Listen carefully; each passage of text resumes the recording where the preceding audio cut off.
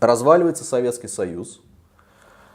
Так, большое количество предприятий ВПК, которые были на территории Осетии, начинают просто хереть на глазах. Банкротиться, им нечего производить. И на их базе, в том числе, как грибы после дождя, возникают водочные производства. От небольших до очень больших. Да, более того, особенно активно в водочные заводы переделывались консервные заводы. Консервные заводы. Которых было очень много. Что происходит в этот же момент? Создается так называемая корпорация пищевой и перерабатывающей промышленности Северной Осетии, которая фактически консолидирует вот это все производство. Ее возглавляет Аркадий Кадохов.